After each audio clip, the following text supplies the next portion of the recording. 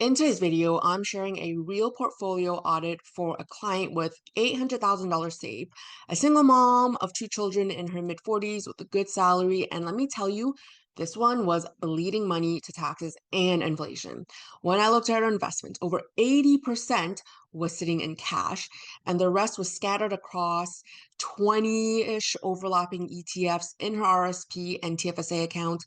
Not only was her money barely growing, but she was unknowingly setting herself up to pay more tax than necessary. In this video, I'm going to be walking you through her current asset allocation and ETF holdings, the major problems I found in her portfolio, and exactly how I restructured everything using a mix of equities, fixed income, alternative investments to make it fully invested, tax efficient, and growth focused. By the end, you'll see how we went from a stagnating portfolio to a strategy that could generate over $400,000 more in net income over the next 20 years with zero new contributions. Let's get into it.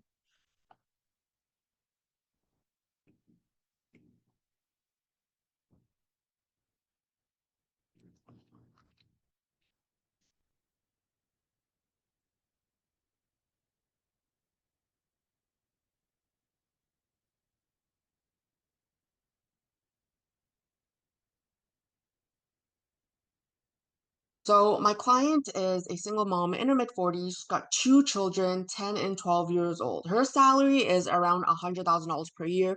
She has no mortgage, no debt, and she's saving roughly around $4,000 per month. She's saving a lot of money. And she's got about 20 years before retiring from work, and she's going to be receiving a full pension of about $3,000 per month upon retirement. Her risk tolerance is medium to high risk tolerance. She's got a long time horizon before she needs to even touch this money. She's already set aside $40,000 for some upcoming renovations and emergency savings. These go into a high interest savings account because she needs to tap into this within the next couple months. So again, if you have anything that's coming due within 3 years, it's either going to go into a high interest savings account or a GIC because you want to make sure you're still earning interest, but at the same time, you're not going to be putting any principal at risk. So aside from this, there are no other liquidity concerns. Everything else that she's going to be saving, she's going to be investing for the long term. So her current portfolio, as mentioned, she's got over $600,000 sitting in cash. Okay, too much sitting in cash. And the rest that's in her RSP and TFSA, and it's very common where people max out their TFSA and RSPs, and then once they hit the territory of taxable investments, they don't know what to do because it's, new territory, taxes are involved. So naturally, they just let their cash accumulate. And that's what happened to her. So she was accumulating a lot of cash. She was invested in a whole bunch of GICs and then rolled them over. And so now she knows that she can do better and something else needs to be done to ensure it's fully invested and she's protected from inflation and there's actual growth. So right now, this is her asset allocation. 80% cash of the amounts that she's invested in her TFSA and RSPs. Out of this entire amount, 11%, almost 82,000 in equities. These are all ETFs and fixed income ETFs. So this was her portfolio. This is what she had. I just listed all the investments, all the ETFs that she was invested in, and this is a combination of robo investments, robo advisor, and just DIY and taking suggestions from a friend. Okay, so it's not bad. Like it's not awful. I'm glad she was investing in her TFSA and RSP. So the problem was there's just too many overall. There's just too many ETFs, especially for like about 150, $160,000 portfolio. She was invested in about like 20 different ETFs. You don't need that. Simple is always best. And as you can see, I highlighted what's in orange. And this is what was overlapping. So she had, a whole bunch of these, asset allocation ETFs. So there's a conservative balanced one, a balanced ETF portfolio, growth ETF portfolio, equity ETF portfolio, these overlap. The difference is with a conservative balanced or balanced, there's more of a shift towards a fixed income. So, say these bond ETFs.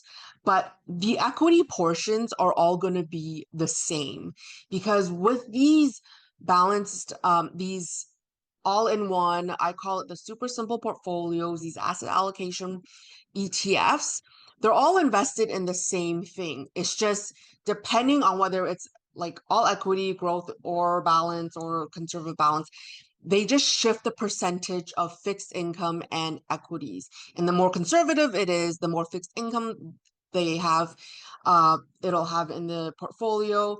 And as the risk increases, as it gets into balance, growth, and equity, there's more of a shift towards equity exposure. And again, it's going to be the same types of equities, especially since it's all coming from, in this case, BlackRock.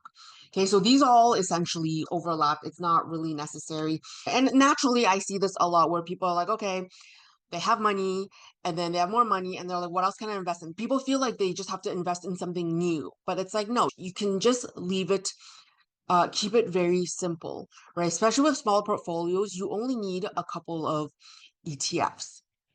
Now, as you can see, she's an ESG investor. So my take on ESG is they do not perform better than non-ESG investments.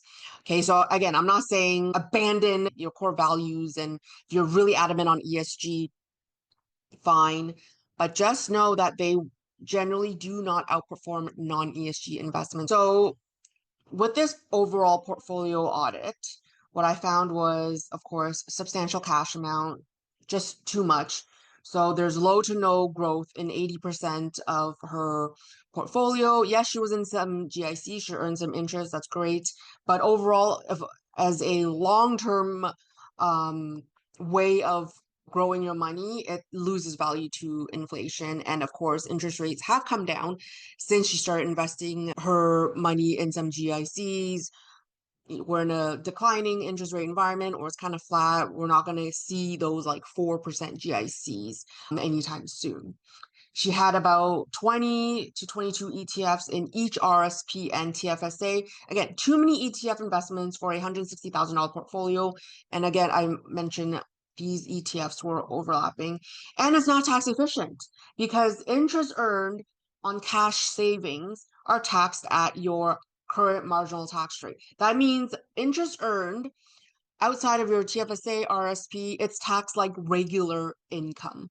So she was earning about, $20,000 a year in interest. But that gets added to her interest, like her regular income. And at the end, she's paying more taxes than she needs to be. So on top of that, it's like low to no growth. So we can certainly do better with this.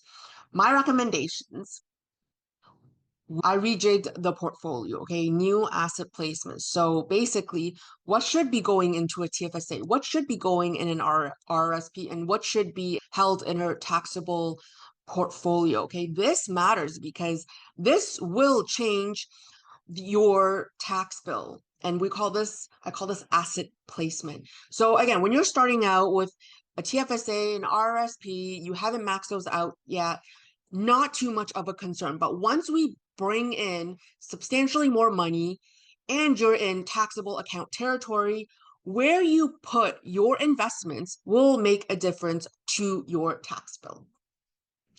And we had to take a new risk assessment because now that there's more money involved, $160,000 prior versus 800 overall $800,000 portfolio. Remember, when you're starting out, your risk tolerance will differ, right? So if I win, the lottery and I have $40 million, I am not investing that $40 million like I invested my first $50,000. Okay, that's just, naturally we want an element of protection, capital preservation when you have a larger sum of money. So that's what we're going to be offering. That's how I'm going to be jigging her portfolio as well to ensure there's an element of capital protection because it's $800,000 versus 160.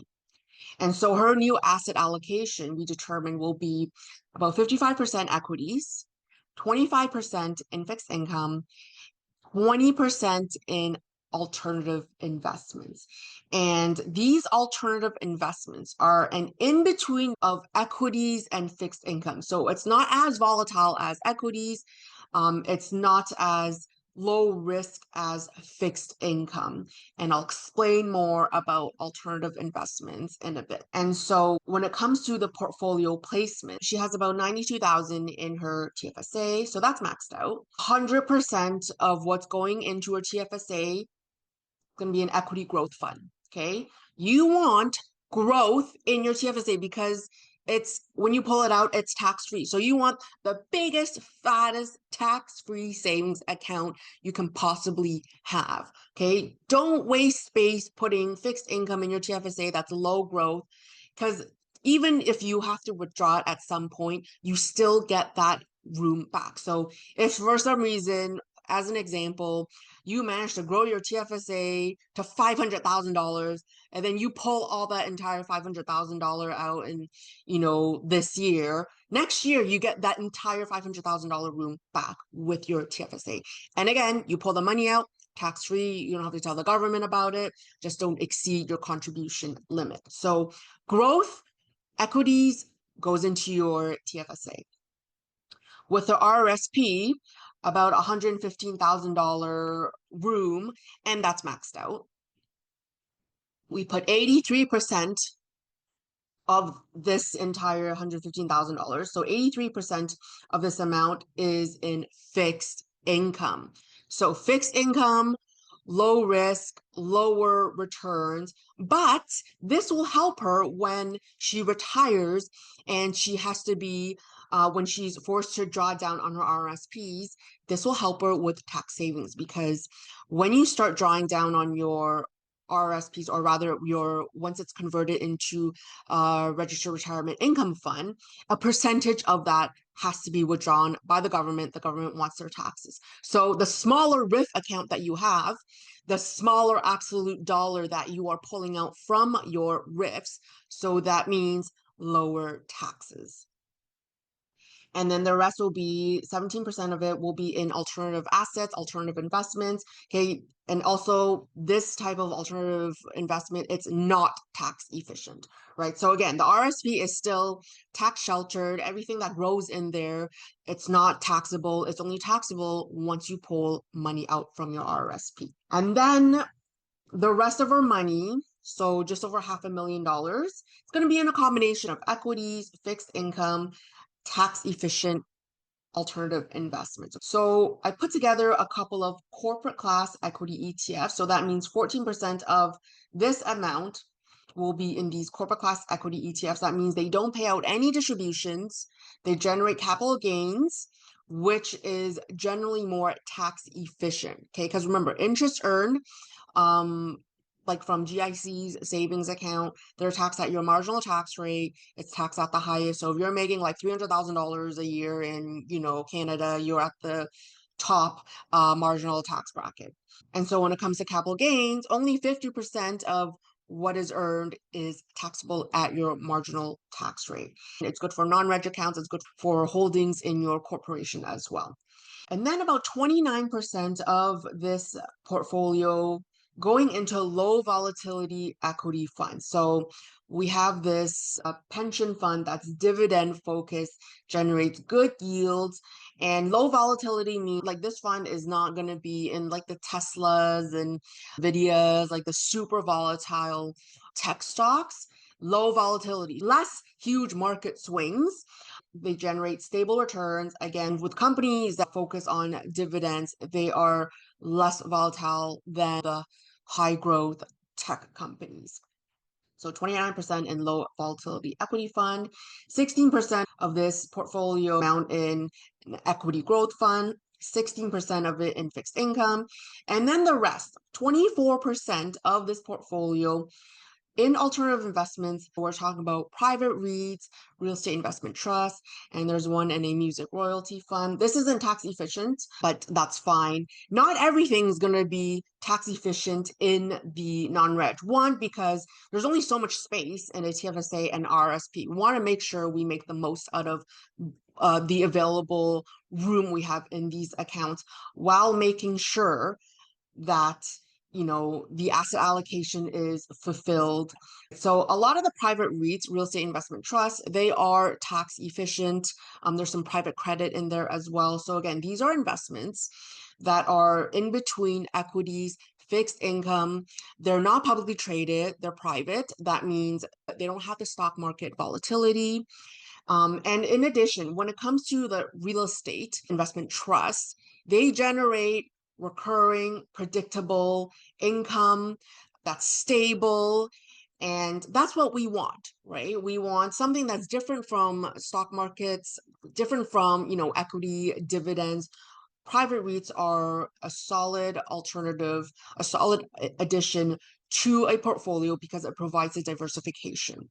The downside is, okay, of course, there's risk, liquidity. So some of these funds will have holding periods of like 30 days and they need, sufficient notice to withdraw your money. So some of these have like 30-day, 45-day notice required before you take money out. On top of that, they don't pay out every single day. Maybe they're like, oh, we only provide distributions, we only give your money back at the end of every month, right? So you can see how liquidity is a concern.